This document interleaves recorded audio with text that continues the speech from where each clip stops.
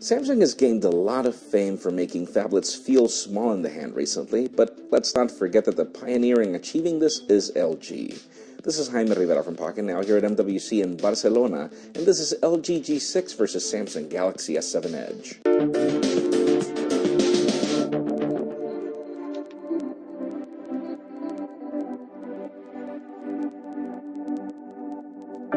Call this more of a trade show comparison, folks, as the stakes are very different and unfair. On one hand, we have the Samsung flagship from last year, since we won't know about the new one until March 29, and on the other hand, we have the LG G6 with non-final software. What's most important here to compare is the amazing achievements from both companies when it comes to ergonomics, at least in paper. Side by side, each device is almost the same in dimensions, and we have both aluminum and glass designs on each. The Galaxy S7 Edge is 2mm taller and 1mm wider, while the G6 is actually 2mm thicker and 5 grams heavier than the Galaxy. And that's actually quite evident. The G6 does feel rather heavier in the hand. What's great is that both devices impress in how they fit phablet displays on less of a footprint. The 5.5-inch AMOLED display on the Galaxy is gorgeous and feels quite manageable when you hold it for the first time thanks to the curves on the display on each side. LG, on the other hand, takes a step further by fitting a 5.7-inch screen on a smaller footprint, leading to a crazy 80% screen-to-body ratio. It doesn't only shrink the side bezels, but also the top and the bottom with its 18:9 or 2:1 Full Vision IPS panel. It's also Quad HD Plus resolution at 2880 by 1440 versus standard Quad HD at 2560 by 1440, though the Galaxy compensates with the inclusion of hardware buttons. We'll leave display quality comparisons for when the LG G6 is final. What I will tell you is that both devices have pros and cons. The Galaxy S7 Edge isn't the best at palm rejection, so using it with one hand can be a nightmare. And in the case of the LG G6, even though the device claims to be designed with one-handed usability in mind, man, those hamburger menus at the top of Android user interfaces are a nightmare to use as well.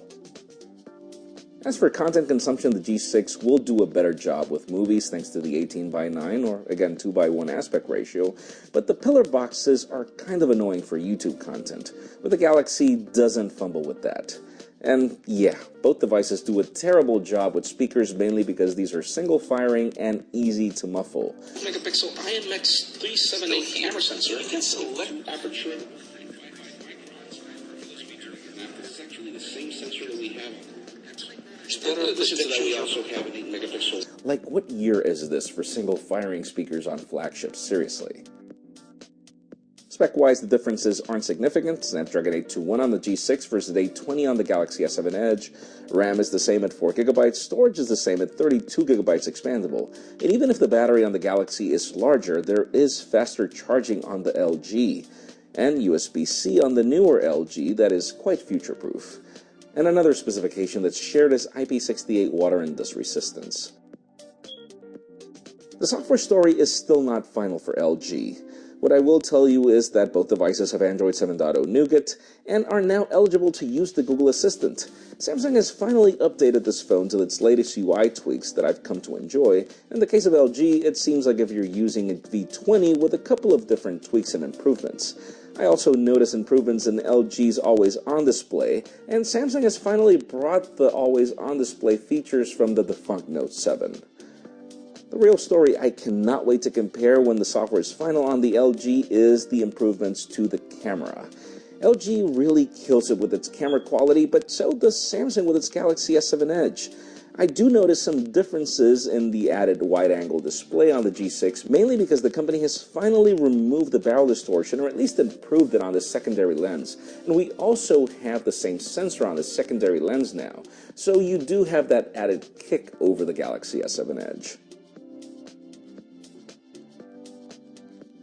Overall, the stakes are rather high on both devices, and I will admit that I love that. Both of these are great, beautiful, and both pull some punches on how they approach ergonomics. We will come back later for a final comparison once everything is fair side by side. For now, make sure you follow us on social media and hit that subscribe button down below for more videos like this one. You can also follow me on Twitter.